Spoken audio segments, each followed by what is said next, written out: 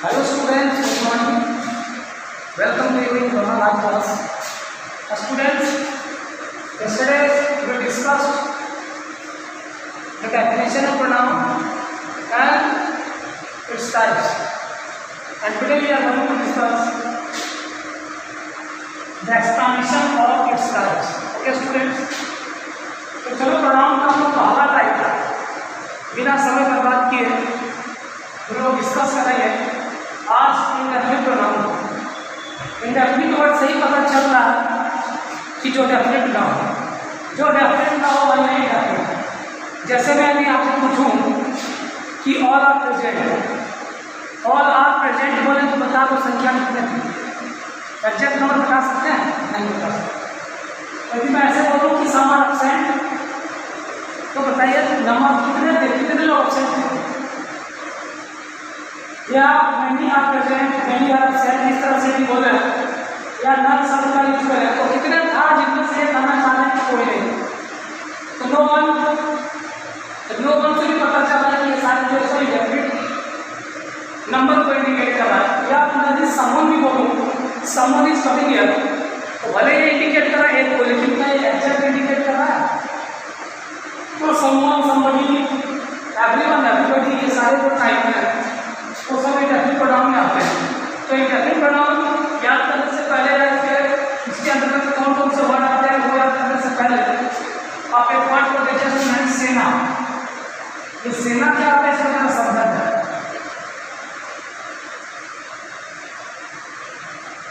S for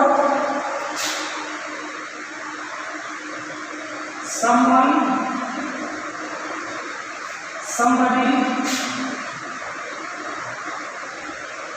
something.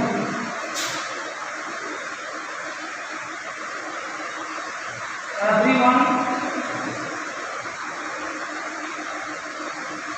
everybody, everything. No one, nobody, nothing. A said anyone, anybody, anything. बेटा student ये सारे जो words लिखे हैं ना वो सब इंडेफिनिट प्रोनाउन के अंतर्गत आता है, लेकिन मैं ये सारे वर्ड्स को न लिख करके एक ही बार यूज किया सेना। इसका इसलिए कर दिए कि डायरेक्ट सेना लिखने से हो सकता है आपको पता न चले कि ये सेना है क्या। तो सेना के अंतर्गत देखिए टोटल 12 वर्ड्स आते हैं। इसके अलावा बहुत सारे एग्जाम्पल हैं इंडेफिनिट प्रोनाउन का जहाँ पे आप एग्जैक्ट नंबर या एग्जैक्ट पर्सन को नहीं बता पाए वही है इंडेफिनिट। तो ध्यान ये रखना है कि मैंने जो इंडेफिनिट प्रोनाउन में है और इंडेफिनिट एडजेक्टिव है आइडेंटिफाई कैसे करेंगे कि मैनी के साथ यदि कोई नाउन आ जाता है तो ये काम करेगा एडजेक्टिव का। मैनी के साथ नाउन को छोड़ करके वो अदर वर्ड्स आते हैं तो ये काम करेगा प्रोनाउन का। आपको कल भी मैंने बताया था कि जितने टाइप प्रोनाउन का है उतने टाइप एडजेक्टिव का भी है, बट कैसे पता चलेगा? कुछ ऐसे वर्ड्स हैं जो प्रोनाउन में एडजेक्टिव है, उसका भी सिंपल कंसेप्ट आपको बताएंगे, समझाएंगे कि कैसे आपको अच्छा पड़ेगा। आप यदि ऐसे बोल दिए जरा समझिएगा। Some students are absent और मैं इसे कितना बोलूँ some are absent। समझने के लिए आप देखिए यहाँ पे सम के बाद क्या लिखा है? यहाँ पे सम के बाद क्या है स्टूडेंट्स? आप देख पा रहे हैं कि सम के बाद है नाउन आया है। यदि किसी नाउन को क्वालिफाई करने के लिए कोई वर्ड का यूज किया जाता है तो क्या होता है स्टूडेंट? याद होगा आपको, किसी नाउन को क्वालिफाई करने के लिए जो वर्ड आता है वो एडजेक्टिव होता है। ठीक है, यहाँ पे देखिए सम के बाद क्या आया है? तो यहाँ पे सम क्या काम कर रहा है? प्रोनाउन। सबसे पहले ये जान लें कि बहुत सारे ऐसे वर्ड्स हैं जो अपने आप में प्रोनाउन भी और एडजेक्टिव है। कैसे पहचानेंगे? उस पार्टिकुलर वर्ड के बाद यदि नाउन आया हो तो वो एडजेक्टिव हो। नाउन को छोड़ करके कोई भी अगर वर्ड आ जाए, जैसे यहाँ पे सम की बात आ रही है, इसको ऐसे भी बात कर सकते हैं सम ऑफ द स्टूडेंट्स। यदि मैं ऐसा बोलूँ तो यहाँ ये सम क्या कर रहा है? इंडेफिनिट प्रोनाउन का काम कर रहा है। दैट मीन्स नाउन नहीं आना चाहिए सम के बाद। सम के बाद नाउन आ रहा है तो काम करेगा क्या चीज का? एडजेक्टिव का। और सम के बाद नाउन को छोड़ के किसी भी प्रकार का शब्द का यूज किया जाए तो सुटेबल हो। जैसे यहाँ पे सम के बाद आर यूज करके दिखाए, सम के बाद यहाँ पे क्वेश्चन यूज करके दिखाए, ये सारे प्रोनाउन हैं। तो प्रोनाउन में पूछा जाए कौन सी टाइप में आएगा तो आपका एक प्रोनाउन होगा। क्लियर है? तो सेना के बारे में थोड़ा सा जान लीजिए।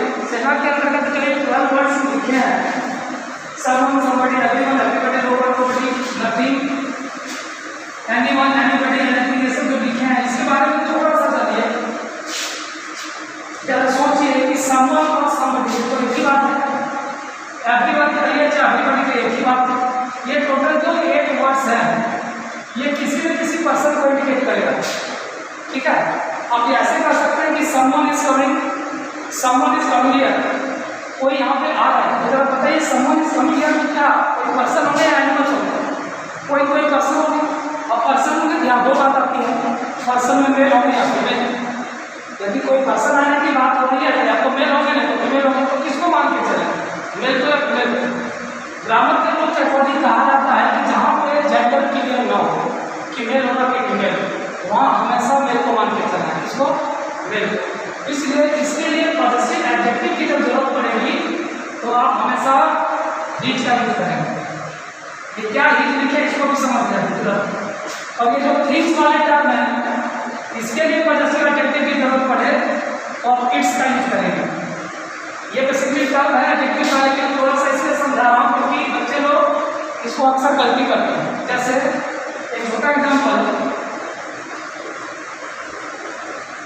someone has done this work।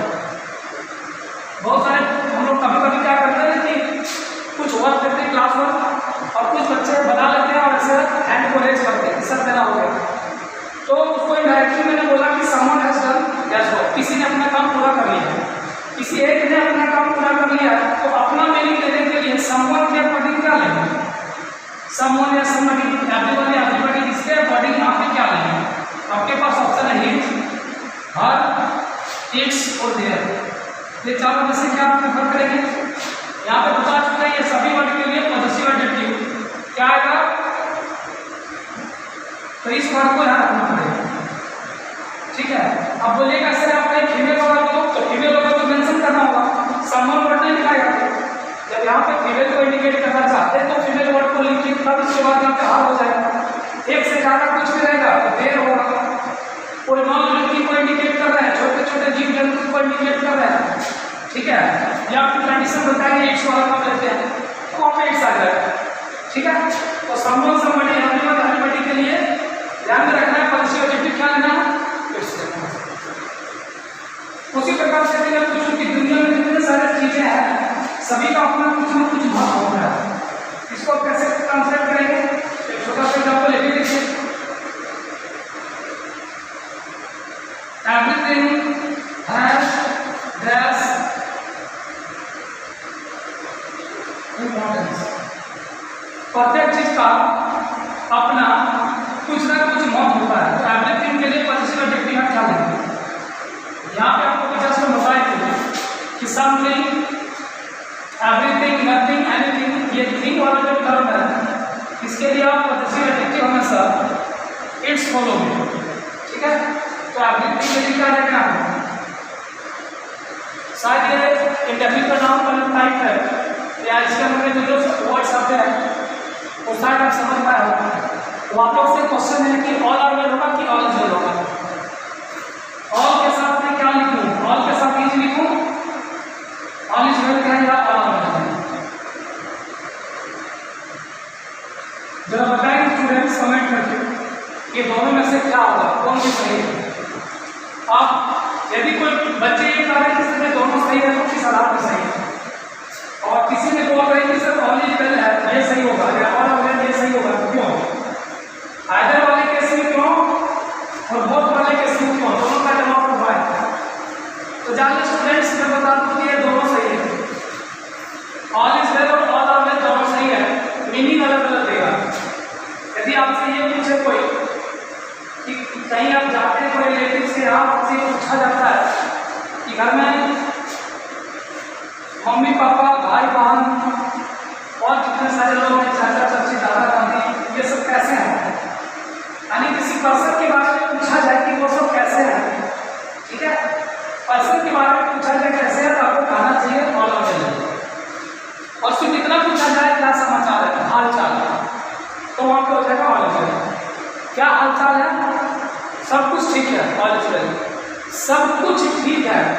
बोल रहे हैं, सब कुछ ठीक है, सब कोई ठीक है, पर्सन की बात होती है, सब कोई ठीक है ऑल आर वेल, इसलिए दोनों सही है। और आपको ये जानना है कि जरूरत पड़ने पर ऑल का सब्स्टिट्यूट होता है ईच, ये दोनों इक्वल है। ईच का मतलब ऑल हो सकता है, ऑल का मतलब ईच हो सकता है।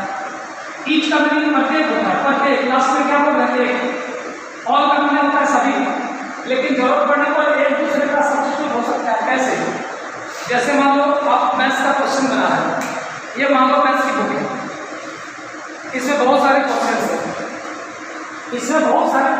किसी बच्चे ने बोला कि sir I can solve each question of this book, किसी ने बोला कि I can solve all the questions of this book. तो बताओ किस बच्चे में स्किल ज्यादा है? एक ने बताया कि मैं एक करके सब क्वेश्चन बना सकता हूँ, एक करके सारे क्वेश्चन, किसी ने बोला मैं सारे क्वेश्चन बना सकता हूँ। तो क्या दोनों इक्वल नहीं है? दोनों के अंदर की क्षमता इक्वल है, तो जरूरत पड़ने पर एक दूसरे के जगह पे आता है दोनों वर्ड, ठीक है। एक थॉट्स भी है, all that glitters is not gold. यहाँ पे देखिए ऑल बोल रहे हैं, फिर ग्लिटर्स बोल रहे हैं, फिर आगे इज बोल रहे हैं। तो ये इसका हिंदी में होता है कि प्रत्येक चमकने वाले पत्थर सोना नहीं होता। तो लिखे और बोल रहे प्रत्येक, समझ पा रहे हैं, एक दूसरे का सब्स्टिट्यूट होता है। यही चीज जानने के लिए लोग ग्रामर पढ़ते हैं, ठीक है। ग्रामर में जरूरी नहीं कि सारी चीज फॉर्मूला बेस्ड है, कुछ चीजें तो लॉजिकल है, ठीक है। लॉजिकल और फॉर्मूला बेस्ड दोनों सेंटेंस में अंतर है। जैसे मैं आपसे छोटा सा क्वेश्चन पूछूँ, एक चैप्टर से हट के बात कर रहे हैं, ठीक है। अभी तो आपको प्रोनाउन पढ़ा रहा है, लेकिन थोड़ा सा हट करके बात कर रहे हैं। जैसे यदि मैं आपसे पूछूँ बी प्लेन में, तो ये ग्रामर के रूल के अकॉर्डिंग सही है, ये सब्जेक्ट है, भाग ऑब्जेक्ट सही है, लेकिन लॉजिकल बेस्ड गलत है। लॉजिकल बेस्ड क्यों गलत है? इसका मीनिंग हुआ कि उसने मुझे जान से मारा, जरा सोचो स्टूडेंट, उसने मुझे जान से मार दिया, फिर मैं बोल कैसे रहा? तो ये गलत हुआ ना। तो ये क्या हो सकता है, ही ट्राइड टू किल मी, ये पॉसिबल है। ये हो सकता है he tried to kill me, but ये नहीं हो सकता ही किल मी, क्योंकि ये सेंस बेस्ड गलत हो गई। तो दोनों चीजें हमको देखना है कि ग्रामेटिकल लेवल भी सही हो तो बना है, और सेंस बेस्ड भी सही हो, ठीक है। तो मैंने एक बार क्लियर किया है, नोट डाउन। अगला टाइम हम लोग चलेंगे आप डिस्ट्रीब्यूटिव बनना।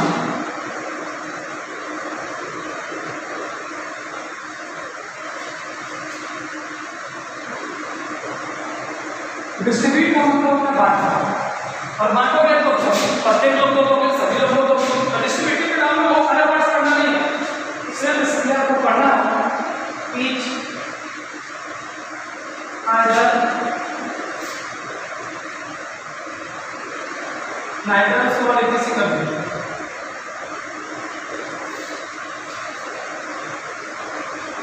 अब ये तीन वर्ड लिखे हैं, ईच, आइदर, नाइदर, इसके अलावा भी और होते हैं, ठीक है, वो अभी जस्ट चर्चा करेंगे। डिस्ट्रीब्यूट का मतलब बांटना होता है, जरा समझ लें कि each, either, neither every student नहीं रखना है इसमें, क्योंकि अभी डिस्ट्रीब्यूटिव एडजेक्टिव है, वो प्रोनाउन के पर यूज नहीं किया जाता। दैट मींस एवरी के साथ वर्ब नहीं आता है, क्वेश्चन नहीं आता है, एवरी के साथ भी आएगा, नाउन आएगा, और उसको डिस्ट्रीब्यूटिव प्रोनाउन के अंदर नहीं रखा जाएगा एवरी। तो ईच, आइदर, नाइदर के बारे में थोड़ा जानना है, हालांकि मैं अभी चर्चा करूँगा थोड़ा सा एक और अपने में क्या अंतर है इसके डिपेंड। ईच जो है इसका मतलब प्रत्येक होता है, ये हम जानते हैं। आइदर का मतलब होता है दो में से कोई एक, और नाइदर का मतलब होता है दो में से कोई एक। और स्टूडेंट जरा समझेंगे इस चीज को, समझेंगे जरा।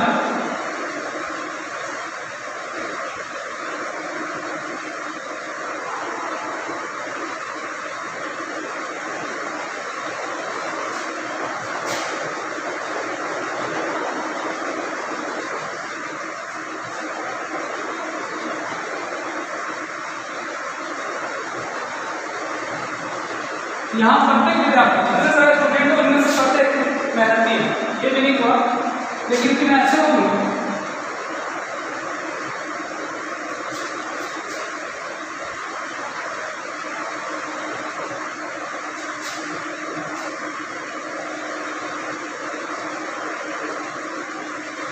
इसका मतलब हुआ कि दो विद्यार्थी में से पढ़ते हैं स्टूडेंट। यहाँ पे मीनिंग लिखा जाए each of the two students, इसका मतलब क्या हुआ? दो विद्यार्थी। अपने कैसे वन स्टूडेंट लिख सकते तो नहीं, क्योंकि रूल का है ईच ऑफ के बाद आने वाला नाम फुटर होगा, तो फुटर होने के लिए कम से कम दो चाहिए। तो इसका मतलब है कि दो में से प्रत्येक विद्यार्थी जो है सो क्या है? मेहनती है। क्या यहाँ 2 3 के बाद 3 4 5 6 7 लिख सकते हैं? बिल्कुल लिख सकते हैं। मिनिमम टू मैक्सिमम जितना जाना चाहिए। इस तरह आप कुछ नहीं लिखना चाहते हैं कोई बात नहीं, हटा दीजिए, ईच ऑफ द स्टूडेंट्स ऐसे भी लिख सकते हैं। इसका मतलब वगैरह कि जितने सारे स्टूडेंट हैं उनमें से प्रत्येक आप नंबर लिखना चाहते हैं तो मिनिमम 2 मैक्सिमम 5 6 7 10 जितना लिखना है। उसी प्रकार से इस वर्ष वाले में देखिए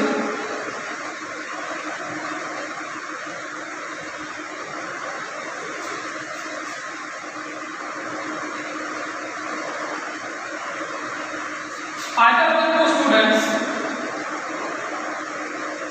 is reproduced। इसका मतलब होगा कि दो स्टूडेंट में से प्रत्येक नहीं, दो में से कोई एक। आइदर का मतलब होता है दो में से कोई एक। इसका मतलब हुआ कि दो विद्यार्थियों में से कोई एक जो है वो क्या है? तो स्टूडेंट ध्यान दें, आइदर का यूज दो में से कोई एक को बताने के लिए किया जाता है। तो यहाँ दो नहीं भी लिखते हैं तो ये बात अंडरस्टूड होगी। इस जगह पे टू लिखो या ना लिखो कोई फर्क नहीं पड़ता, क्योंकि हम आइदर नहीं यूज कर रहे हैं। तो आइदर के बाद जो नंबर मेंशन कर रहे हैं आप क्यों करिए, कोई दिक्कत नहीं भी करिए तो ये बात अंडरस्टूड होगा। लेकिन यदि आप नंबर 2 से ज़्यादा यूज कर दिए आइदर ऑफ द 10 स्टूडेंट, ऐसा करते हैं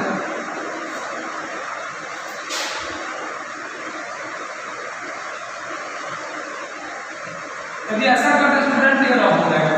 क्यों रॉन्ग होगा? क्योंकि आइदर का यूज 2 से ज़्यादा क्रिया नहीं कर सकते। तब उस कंडीशन में आपको इसको सुधार करें, सिंपल सेंटेंस लिखा गया इस तरह से, तो मैं यहाँ पे इसको सुधार कर लेंगे। यदि इस जगह पे अंडरलाइन किया गया है 10 की जगह पे तो यहाँ पे 2 करेंगे या इसको भी हटा देंगे।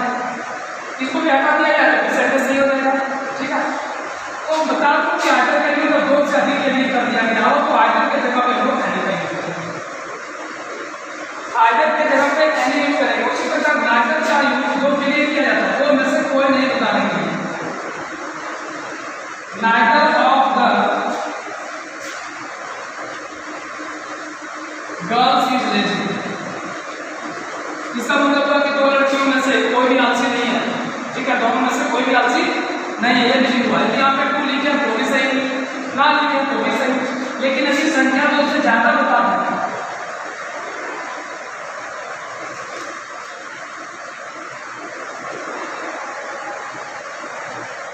neither of the 10 girls is lazy। मैं ऐसा यदि बोल दूं कि सेंटेंस रॉन्ग होगा। क्यों रॉन्ग होगा स्टूडेंट्स? संख्या नाइदर के साथ जो नंबर दे रहे हो 2 से ज़्यादा नहीं होगा, तो इस कंडीशन में नाइदर की जगह पर नन वर्ड करेंगे। नाइदर की जगह पे नन वर्ड करेंगे तो उस कंडीशन में जहाँ पे संख्या 2 से ज़्यादा मेंशन कर दिया गया है।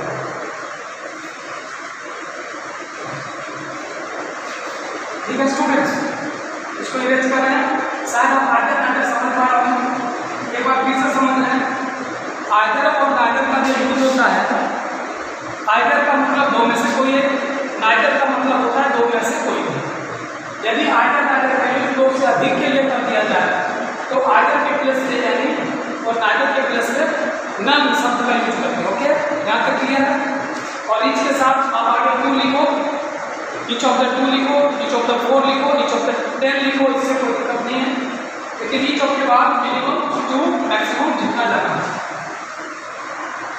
ध्यान देकर क्या रखना है कि ये सभी के साथ देखो मैं नाउन यूज नहीं किया, इस सभी के साथ नाउन यूज कर दिया जाए।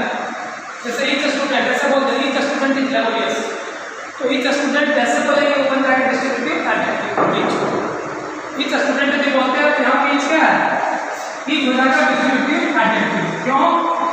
क्योंकि इससे तुरंत वाला नाउन रखती है। इसलिए थोड़ा सा चर्चा हम लोग ईच और एवरी के बारे में कर रहे हैं। इसीलिए एवरी तो पढ़े नहीं क्योंकि ये डिस्ट्रीब्यूटिव प्रोनाउन में आता नहीं है, लेकिन इसके बारे में थोड़ा जानकारी ले लें हम लोग। एवरी का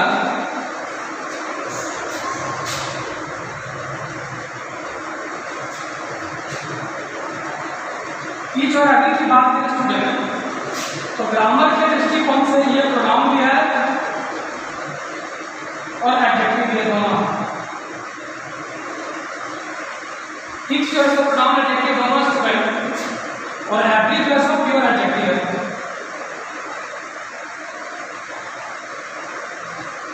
एवरी एडजेक्टिव है और ईच जो है प्रोनाउन एडजेक्टिव दोनों। जहां पे डेफिनेट नंबर की चर्चा हो, जहां पे डेफिनेट नंबर की चर्चा हो वहां पे लोग ईच को लेंगे। जहां पे इंडेफिनिट नंबर की चर्चा हो,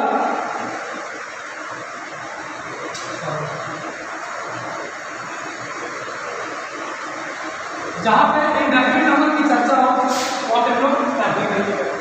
ये क्या डेफिनेट लिख रहे हैं आप प्रोनाउन एडजेक्टिव को पहले समझते हैं। जैसे मान लिया जाए मैं यदि ऐसा कहूँ कि इफ सोल्जर ऑफ इंडिया, यहाँ से ऐसे भी सेंटेंस स्टार्ट कर सकते हैं इफ सोल्जर ऑफ इंडिया, या फिर ऐसे कर सकते हैं एवरी सोल्जर ऑफ इंडिया, दोनों सही है स्टार्टिंग कर सकते। तो मैं भी ऐसा बोलूँ कि every soldier of India is equal to 5 soldiers of Pakistan, ये सेंटेंस गलत हो जाएगा क्योंकि यह नंबर मेंशन कर दिए हैं। भारत का प्रत्येक सोल्जर जो है वो पाकिस्तान के 5 सोल्जर से बराबर है। यदि मैं ऐसा बोल रहा हूँ तो ये नंबर तो दिया है ना 1:5, तो जहाँ पे नंबर डेफिनेट दिया गया हो या क्लियर है तो वहाँ पे एवरी नहीं होगा।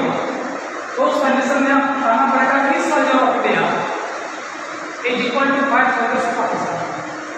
ठीक है। दूसरी बात यदि ऐसा कहा जाए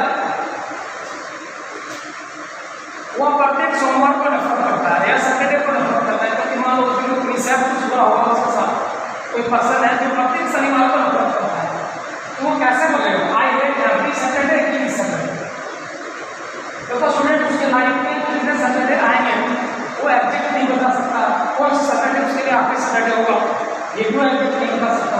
तो जहाँ पे नंबर एग्जैक्ट नहीं बता सकते उसी को बोला जाता है इंडेफिनिट नंबर। तो जहाँ पे इंडेफिनिट नंबर को इंडिकेट करना हो तो वहाँ प्रत्येक का वैल्यू देने के लिए क्या यूज करेंगे भारत प्रत्येक मैच को जीत सकता है, ये पॉसिबिलिटी है। भारत क्रिकेट का प्रत्येक मैच को जीत सकता है, तो यहाँ पे प्रत्येक मैच के लिए इस मैच यूज नहीं करेंगे एवरी मैच होगा, क्योंकि प्रत्येक मैच जीतता है। ये इंडेफिनिट नंबर कि कितने मैच को जीतेगा टोटल। मैं लगभग प्रत्येक दोस्त को खो दिया, तो आई लॉस्ट ऑलमोस्ट इस फ्रेंड के अभी फ्रेंड, तो लगभग मैंने प्रत्येक दोस्त को खो दिया। जितने दोस्त किए थे लगभग सभी को हटा दिया। यदि मैं ऐसा बोलूँ तो स्टूडेंट समझेंगे कि यहाँ पे नंबर जो है डेफिनेट लगभग मैंने सभी को खो दिया, तो ऑलमोस्ट हो गया, अर्ली हो गया, अप्रॉक्सीमेट हो गया, ये सब एग्जैक्ट नंबर को इंडिकेट नहीं करता। तो वैसे कंडीशन में वहाँ पे हम लोग एवरी का यूज करेंगे क्योंकि ये डेफिनेट नंबर इंडिकेट नहीं करता। Almost I lost almost every friend ऐसे बोलेंगे इस फ्रेंड में। ठीक है।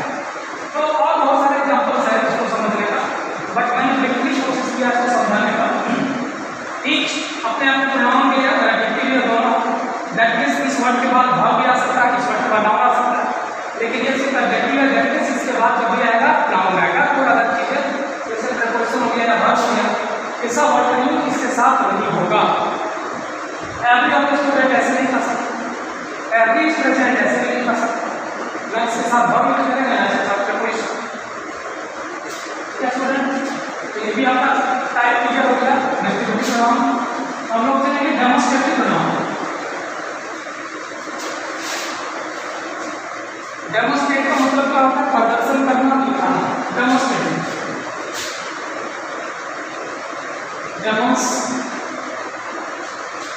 डेमोंस्ट्रेटिव प्रोनाउन, इसमें हम लोग क्या क्या करते हैं? Use of this, that, this,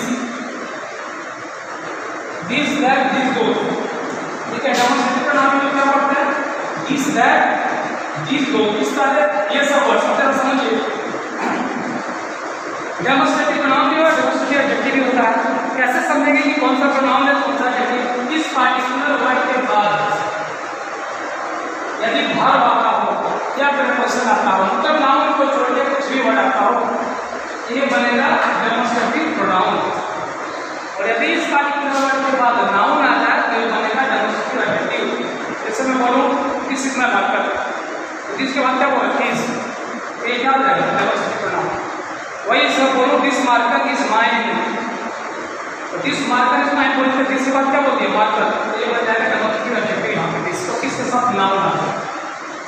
तो ये आप बचपन से सीख रहे हैं, ठीक है क्या? दिस का यूज कब करेंगे? जब कोई सिंगल चीज स्पीकर के पास हो, और दैट का यूज कब करेंगे? जब कोई सिंगल चीज स्पीकर से दूर हो। That is my marker, this is my marker. एक से ज्यादा जब कोई संख्या में हो, मोर देन वन, ठीक है, और स्पीकर के यदि पास है तो वो होगा दिस। दिस मतलब ये सब, और वो मतलब वे सब। तो उसमें यूज करेंगे जब एक से ज्यादा कोई चीज स्पीकर से दूर हो, तब वहाँ पे दो यूज होगा। और एक बात स्टूडेंट्स, दिस दैट दिस उसके बारे में जानते हैं। ये दोनों के साथ भाव कैसा आएगा? सिंगुलर, क्योंकि सिंगुलर इंडिकेशन है। और ये सभी के साथ भाव कैसा आएगा? प्लूरल, क्योंकि वो सब एक से ज्यादा चीजों को इंडिकेट करने के आता है। दिस और दो, दिस मतलब ये सब, दोस्तों मतलब वे सब। तो इसमें जो मैंने कल पढ़ाया था दिस और दैट का यूज, इसका एग्जाम्पल मैं देना चाहता हूँ। देखते हैं इस एग्जाम्पल से आप क्या समझते हैं। जैसे मैं आपसे पूछूं,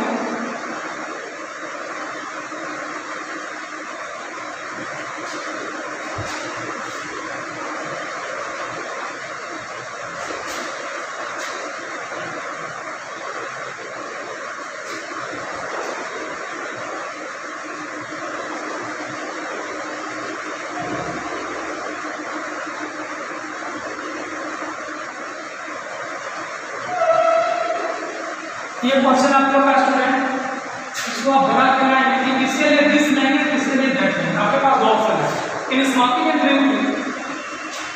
that's is more harmful than that. यहाँ पे दिस और यहाँ पे दैट है, यहाँ पे दैट और यहाँ पे दिस। ये चीज आप बना के लाइएगा। इस तरह का सेंटेंस में कौन सा लैंग्वेज वाला होगा और कौन सा ग्रुप वाला होगा, ठीक है। ये आपका ऐसे है डेमोस्ट्रेटिव प्रोनाउन। क्या हम लोग ये पढ़ लेते हैं कि ये नजदीक वाला है, ये दूर वाला है, नजदीक के लिए दिस और दूर के लिए दैट। इस टाइप के कंडीशन में कहा नहीं दिस और कहा नहीं दैट। ये नोट डाउन कर लीजिए। एग्जाम्पल,